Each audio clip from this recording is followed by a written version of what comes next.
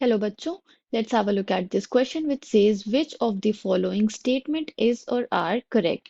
Options are dipole moment of trans form is almost zero, trans isomer is non-polar, trans isomer has higher melting point than the cis form or all of the above. तो ये हमें चार statements provided हैं। First में कह रहे हैं कि जो ट्रांसफॉर्म है उसका डायपोल मोमेंट जीरो होता है, या फिर second statement which says trans isomer non polar nature का होता है। थर्ड स्टेटमेंट विच सेज कि ट्रांस आइसोमर का मेल्टिंग पॉइंट सिस फॉर्म से ज्यादा होता है। तो या फिर ये सारी स्टेटमेंट करेक्ट है, हमें फाइंड आउट करना है कि कौन सी स्टेटमेंट करेक्ट है।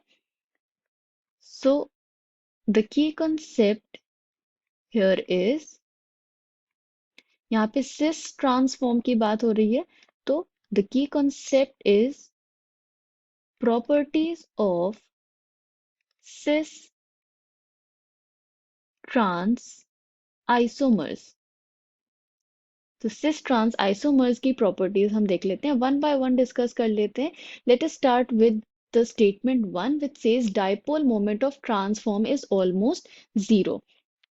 तो पहले हम सिस ट्रांसफॉर्म देख लेते हैं। सपोज हमारे पास एक मॉलिक्यूल है जिसमें कार्बन कार्बन डबली बॉन्डेड है। ओके, तो कार्बन एंड कार्बन के बीच में डबल बॉन्ड प्रेजेंट है, एंड हमारे पास इसमें सब्स्टिट्यूएंट्स अटैच्ड हैं ए एंड बी। तो अगर ए एंड बी में से जो सेम सब्स्टिट्यूएंट है, लेट अस से ए, वो अटैच्ड हैं सेम साइड पे, ओके, तो ऑटोमेटिकली जो अदर टू सब्स्टिट्यूएंट्स हैं वो भी अटैच्ड होंगे सेम साइड पे। तो ये एक फॉर्म हो गया। दूसरा कंडीशन क्या हो सकती है कि सेम टाइप के सब्स्टिट्यूएंट्स अटैच्ड हों opposite to each other like this.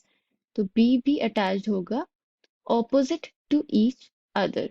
अब जिस फॉर्म में जो सेम टाइप के सब्स्टिट्यूएंट सेम साइड पे अटैच्ड हैं, that is known as cis form, and जिसमें ऑपोजिटली अटैच्ड हैं सेम टाइप के सब्स्टिट्यूएंट, उसे हम कहते हैं ट्रांसफॉर्म। ओके, तो अब हम डाइपोल मोमेंट की अगर बात करें तो डाइपोल मोमेंट क्या होगा? It is denoted by mu. It is a product of charge into distance between the positive and negative centres. Okay, तो सपोज ए बी मॉलिक्यूल है हमारे पास, एंड इसमें बी ज्यादा इलेक्ट्रोनेगेटिव है। तो अगर बी इलेक्ट्रोनेगेटिव है, दैट मीन्स कि वो इलेक्ट्रॉन डेंसिटी को अपनी तरफ शिफ्ट करेगा। इस शिफ्ट ऑफ इलेक्ट्रॉन डेंसिटी की वजह से बी पे डेल्टा नेगेटिव एंड ए पे डेल्टा पॉजिटिव चार्ज डेवलप होगा। इसकी वजह से क्या हो जाएगा? डाइपोल मोमेंट क्रिएट होगा। इस सेपरेशन ऑफ चार्ज की वजह से क्या होगा? डाइपोल मोमेंट क्रिएट होगा। उसे हम डिनोट कैसे करते हैं? With the help of arrow. तो जिस एलिमेंट की इलेक्ट्रोनेगेटिविटी ज्यादा होती है या जो नेगेटिवली चार्ज होता है, उस तरफ हम एरो हेड को प्लेस करते हैं लाइक दिस। तो it will be charge into distance between these two positive and negative centers। इसको हम डिनोट करते हैं म्यू से, which is dipole moment. Cis trans isomer को हम कैसे समझे? एग्जाम्पल लेके समझ लेते हैं। सपोज हमारे पास एक मॉलिक्यूल है विच इज लाइक दिस, तो इसमें हम क्लोरीन ले लेते हैं एग्जाम्पल। ओके, तो डाइक्लोरोइथीन हमारे पास मॉलिक्यूल है। तो एक में हम क्लोरीन को सेम साइड पे अटैच कर देते हैं एंड एक पे ऑपोजिट साइड पे। तो सेम साइड पे जो अटैच है that is sis, and oppositely arranged है तो दैट इज ट्रांस। अब क्लोरीन हमें पता है ज्यादा इलेक्ट्रोनेगेटिव एटम है एज कंपेयर टू कार्बन। तो डेंसिटी किसकी तरफ शिफ्टेड होगी? Electron density towards chlorine. और डाइपोल मोमेंट अगर हमें शो करना हुआ तो हम इसको शो करेंगे लाइक दिस। तो एरो हेड होगा टुवर्ड्स क्लोरीन जो कि ज्यादा इलेक्ट्रोनेगेटिव एटम है। अब ट्रांसफॉर्म में क्या कैसे होगा? It will be like this, arrow head इस तरफ एंड सिमिलरली यहाँ पे इस तरफ। तो अब सिस फॉर्म में it will have some dipole moment, okay, it will not be equal to zero, but transform में अगर हम बात करें तो it is placed opposite to each other।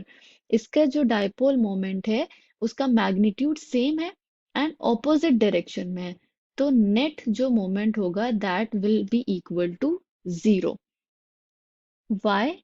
Because dipole cancel out each other. Okay, तो ये जो डायरेक्शन ऑपोजिट होने की वजह से कैंसिल आउट हो जाएगा, तो नेट मोमेंट क्या हो जाएगा? Zero. That means this statement which says dipole moment of transform is almost zero is correct.